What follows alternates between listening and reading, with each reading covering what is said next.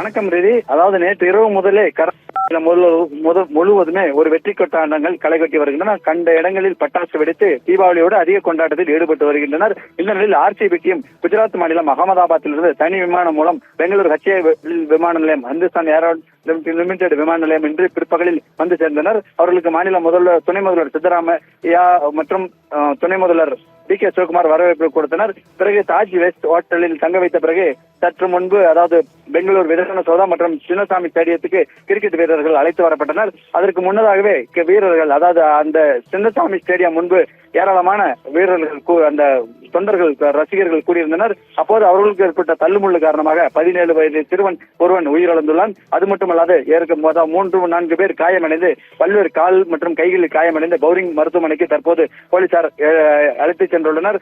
நேற்று இரவு இந்த வெற்றி கொண்டாட்டத்தின் போது ஒரு நபர் சிக்கப்பல்லாப்பில் கொலையாகினார். அதற்கடுத்து இரண்டாவது இறப்பாக இந்த வெற்றி கொண்டாட்டத்தின் போது ஒரு சிறுவன் உயிரிழந்துள்ளான். மேலும் 4 பேர் காயமடைந்துள்ளனர். ஒருபுறம் வெற்றி கொண்டாட்டம் சின்னசாமி ஸ்டேடியம் உள்ளே களை கொட்டிக் கொண்டிருக்க, வெளியில் இப்போது போன்ற ஒரு சிறு அசம்பாவித சம்பவங்களும் நடைபெற்று வருவது வேதனைக்குரியதாக உள்ளது என்று ரசிகர்கள் தெரிவித்துள்ளனருங்க. ரிதி, பெங்களூருவில் RCB வெற்றி கொண்டாட்டத்தில் ரசிகர்களிடையே ஏற்பட்ட தள்ளுமுள்ளால் சிலர் மயக்கமடைந்திருப்பதாக தகவல் கிடைத்திருக்கிறது. அண்மை செய்தியாக பார்த்தும் விவரங்களை செய்தியாளர் ஸ்ரீஹரி வழங்கியதை கேட்டோம்.